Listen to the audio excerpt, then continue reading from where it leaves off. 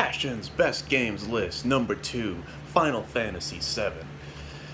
Oh yeah, Final Fantasy VII.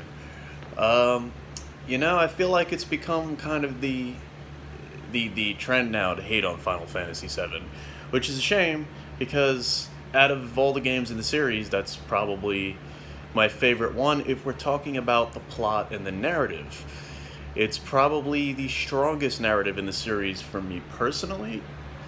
I haven't thoroughly played Final Fantasies 1 through 5 per se, but I mean, I remember 6 fairly well.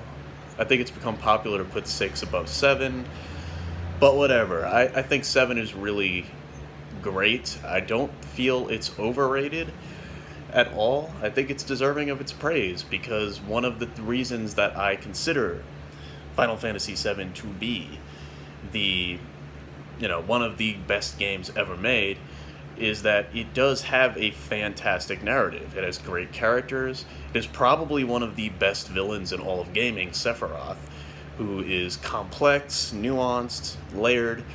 Throughout the whole game, we are continually discovering new things about him.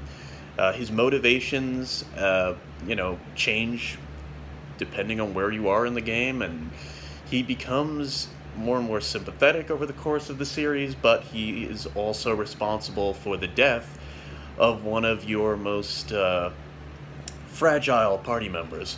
So, yeah, it's a fantastic game for a wide number of reasons. I mean, at its core, in terms of, if we're talking gameplay and mechanics, Final Fantasy VII is actually, it's pretty standard fare as far as JRPGs go. It's random battles, it's grinding to level up, the materia system is pretty simple. It's probably one of the easier JRPGs to actually become OP, to become overpowered and have your party just demolish, the second half of the game, if you're good enough at leveling up your materia, which is not hard to do, really. So, yeah, I think the reason Final Fantasy VII stands the test of time is more so because of its narrative and its characters. Cloud is also an extremely complex protagonist. Every bit as complex as the villain, actually, as we find out in the later hours of the game. It's actually become kind of a popular opinion by some game critics to say that Final Fantasy VII loses its way later on in the game. That, the first disc is like where it's at, and, this is where the game is moving and it's got momentum. I disagree. I think the game gets better as it goes along. I think Cloud Strife becomes a more complex and nuanced protagonist as we learn more about his flaws, as we learn more about his true past and history, especially with the way it's interwoven with Sephiroth and his past. It's fascinating stuff, actually.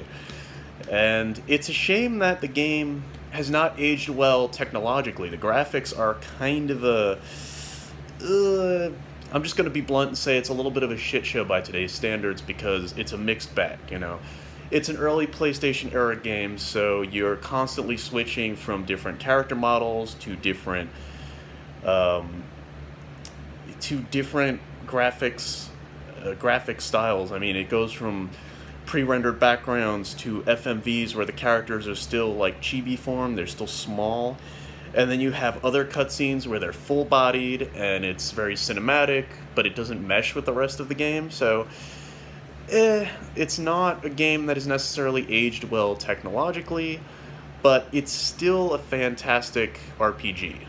The music still definitely holds up. Nobuo Uematsu, has composed the score, so the soundtrack is as legendary as anything else in the series.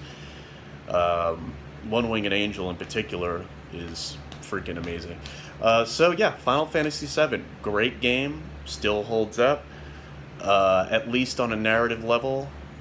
We'll see how that remake turns out, but I think if you can get past the dated graphics, it's still worth playing if you like RPGs. That's all I got to say about that. Ciao.